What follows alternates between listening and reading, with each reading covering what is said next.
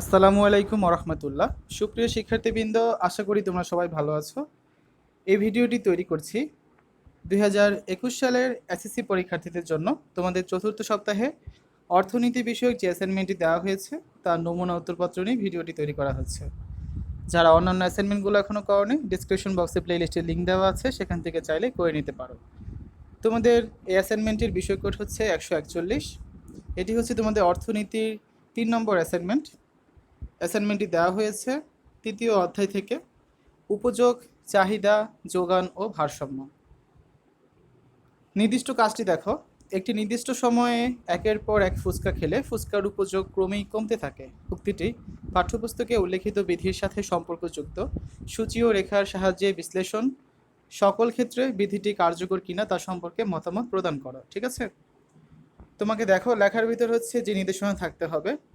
উপযোগ, মোট উপযোগ ও প্রান্তিক উপযোগ ব্যাখ্যা করতে হবে, সূচি তৈরি করতে হবে, সূচি অনুযায়ী রেখা অঙ্কন করতে হবে এবং বিধিটির কার্যকারিতা লিখতে হবে। ঠিক আছে, তো এই হচ্ছে তোমাদের প্রশ্ন এবং নির্দেশনা। তো সেই মোতাবেক হচ্ছে আমরা একটি নমুনা উত্তরপত্র তৈরি করেছি। চলো সেটি এখন দেখে নেওয়া যাক। শিক্ষার্থীরা, তোমাদের অ্যাসাইনমেন্টের শিরোনাম হবে উপযোগ, চাহিদা, যোগান ও ভারসাম্য। তো প্রথমে ক নম্বরে রয়েছে উপযোগ, মোট উপযোগ ও প্রান্তিক উপযোগ। তো আমরা উপযোগ কি দেখি। ব্যক্তির বেঁচে থাকার জন্য অনেক দ্রব্য সামগ্রীর প্রয়োজন হয়। খাবার সামগ্রী, পরিধানের সামগ্রী সহ অনেক কিছুরই প্রয়োজন হয়। এগুলো না থাকলে আমরা স্বাভাবিক জীবনযাপন করতে পারি না, যেমন খাদ্য, বস্ত্র, বইপত্র, ডাক্তারের সেবা প্রভৃতি। দ্রব্য ও সেবা ব্যক্তি মানুষের অভাব মেটায়। অতএব অর্থনীতিতে উপযোগ বলতে কোনো দ্রব্যের বা সেবার দ্বারা ব্যক্তির অভাব পূরণের ক্ষমতাকে বোঝানো হয়। উপযোগ হচ্ছে একটি ব্যক্তিগত মানসিক ধারণা। মোট উপযোগ, বাজারে গিয়ে তুমি খাওয়ার জন্য একাধিক আম কিনতে চাও। একটি নির্দিষ্ট সময়ে প্রথম আমটি কিনতে তুমি যে টাকা ব্যয় করবে, দ্বিতীয়, তৃতীয় বা চতুর্থবার আমটি কিনতে তা কিন্তু করবে না। তোমরা হচ্ছে এখানে ফার্স্ট পার্সনে লিখবে, অর্থাৎ আমিই লিখবে। ঠিক আছে, যেমন কারণ প্রথম আমটি ভোগ করার পর আমার আম খাওয়ার অভাব অনেকটা পূরণ হয়ে গিয়েছে। ঠিক আছে, তোমরা হচ্ছে তোমার জায়গায় আমার, তুমি জায়গায় আমি হেবে করে লিখবে।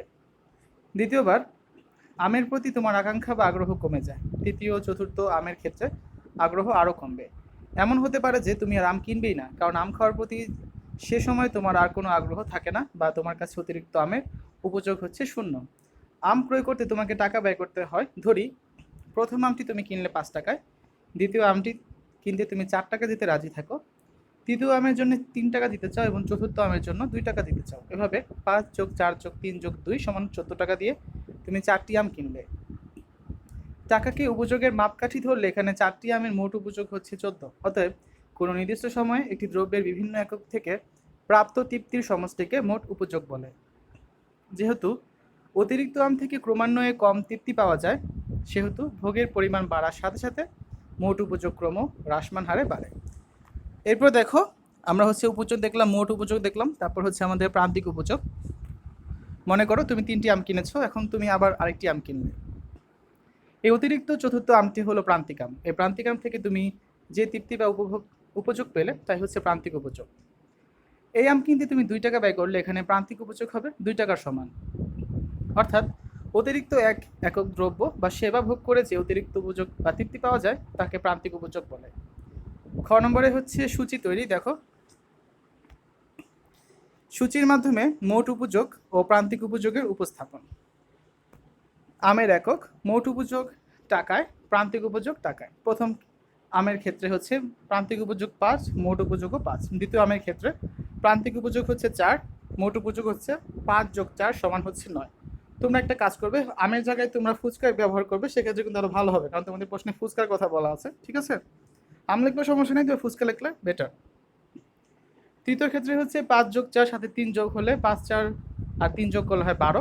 চতুর্থ হচ্ছে 12 আর 2 14, 14 আর 1 হচ্ছে 15 পঞ্চম ক্ষেত্রে। ষষ্ঠ ক্ষেত্রে হচ্ছে তোমার আর কোনো টাকা দেওয়ার ইচ্ছা নেই আম কিনতে, তাহলে তোমার 15 টাকায় থাকবে। সপ্তম ক্ষেত্রে হচ্ছে 1 বিয়োগ মানে 14। তো এই হচ্ছে তোমাদের সূচি। দেখো সূচিটা আমরা ব্যাখ্যা করি। উপরে সূচিতে দেখা যায় প্রথম আমের দাম যখন 5 টাকা, প্রান্তিক উপযোগ তখন 5 টাকা। দ্বিতীয় আম কেনায় প্রথম ও দ্বিতীয় আমের ব্যয় 9 টাকা। দুটি আম থেকে প্রাপ্ত মোট উপযোগ 9 টাকা। দ্বিতীয় আম থেকে প্রাপ্ত প্রান্তিক উপযোগ হচ্ছে 4 টাকা। এভাবে 4টি আম থেকে প্রাপ্ত উপযোগ হচ্ছে 14 টাকা। চতুর্থ আমের প্রান্তিক উপযোগ 2 টাকা। এভাবে আমের বিভিন্ন একক থেকে প্রান্তিক উপযোগ যথাক্রমে 5 4 3 2 1 শূন্য ও বিয়োগ 1 টাকা। ষষ্ঠ আমটি তোমার কাছে কোনো উপযোগ না থাকায় তুমি তা কিনবে না। আর সপ্তম আমটি কিনলে তোমার মোট উপযোগ তখন কমে যাবে, যেহেতু সপ্তম আমের ক্ষেত্রে প্রান্তিক উপযোগ ঋণাত্মক। এ ছিল খ নম্বর প্রশ্নের উত্তর। তারপর দেখো গ নম্বর হচ্ছে সূচি অনুযায়ী রেখা অঙ্কন। ঠিক আছে,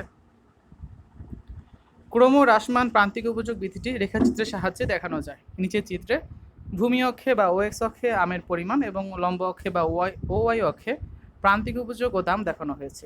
চিত্রটি লক্ষ্য করো, তোমাদের বই থেকে কিন্তু দেওয়া হয়েছে, তোমরা বইয়ে চিত্রটি পেয়ে যাবে।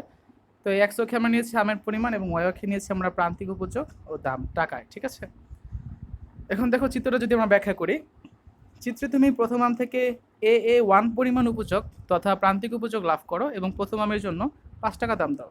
ভোগ বাড়ার সাথে সাথে দ্বিতীয়, তৃতীয়, চতুর্থ এবং পঞ্চম আম থেকে তুমি যথাক্রমে BB1, CC1, DD1 এবং EE1 পরিমাণ প্রান্তিক উপযোগ লাভ করো। অর্থাৎ ভোগ বাড়ার সাথে সাথে তুমি দ্বিতীয় আমের জন্য 4 টাকা, তৃতীয় আমের জন্য হচ্ছে 3 টাকা, চতুর্থ আমের জন্য 2 টাকা, পঞ্চম আমের জন্য 1 টাকা দিতে রাজি থাকো। ষষ্ঠ আমের ক্ষেত্রে প্রান্তিক উপযোগ 0 এবং সপ্তম আমের প্রান্তিক উপযোগ ঋণাত্মক, অর্থাৎ বিয়োগ 1 টাকা। ভূমি অক্ষরেখার এক বিন্দু 0 প্রান্তিক উপযোগ নির্দেশ করে। সপ্তম আমের প্রান্তিক উপযোগ ঋণাত্মক, বিয়োগ 1 টাকা, বিধায় GG1 তা নির্দেশ করে। এখানে লক্ষ্য করো, EE1 less than DD1 less than CC1 less than BB1 less than AA1। এ থেকে বোঝা যায় যে আমের জন্য ভোগ বাড়ার সাথে সাথে তোমার কাছে অতিরিক্ত এককগুলোর উপযোগ ক্রমেই কমে যায়। এবার A1, B1, C1, D1, E1, F এবং G1 বিন্দুগুলো যোগ করে প্রান্তিক উপযোগ বা MU মার্জিনাল ইউটিলিটি রেখা পাওয়া যায়। রেখাটি ডান দিকে নিম্নগামী। এখানে লক্ষ্য করা যাচ্ছে যে ভোগের পরিমাণ বাড়ার সাথে সাথে প্রান্তিক উপযোগ ক্রমান্বয়ে কমে যাচ্ছে। সে কারণে প্রান্তিক উপযোগ রেখাটি বাম থেকে ডান দিকে নিম্নগামী হয়। তবে এর কিন্তু ব্যতিক্রমও রয়েছে। এই বিধির পূর্ব শর্তগুলো অনুপস্থিত থাকলে এই বিধি কার্যকর হবে না, যেমন ডাক টিকিট সংগ্রহ। তারপর দেখো আমাদের সর্বশেষ যে নির্দেশকটা রয়েছে, অর্থাৎ ঘ নম্বর, বিধিটির কার্যকারিতা। একটি নির্দিষ্ট সময়ে একের পর এক ফুচকা খেলে ফুচকার উপযোগ ক্রমেই কমতে থাকে। উক্তিটি উপযোগের ক্রমহ্রাসমান প্রান্তিক উপযোগের বিধির অনুরূপ। ক্রমহ্রাসমান প্রান্তিক উপযোগের বিধিটি হলো, অন্যান্য অবস্থায় স্থির রেখে একটি নির্দিষ্ট সময়ে ভোক্তা যদি একটি পণ্যের ভোগের পরিমাণ বাড়াতে থাকে, তাহলে ওই পণ্যের অতিরিক্ত এককগুলো থেকে যে উপযোগ পাওয়া যায় তা ক্রমান্বয়ে কমতে থাকে। ক্রমহ্রাসমান প্রান্তিক উপযোগ বিধির সকল ক্ষেত্রে প্রযোজ্য নয়, অর্থাৎ এর কার্যকারিতার ক্ষেত্রে কিছু সীমাবদ্ধতা রয়েছে। এর কার্যকারিতার সীমাবদ্ধতাগুলো হলো, 1 নম্বর হচ্ছে অপরিবর্তনীয়তা।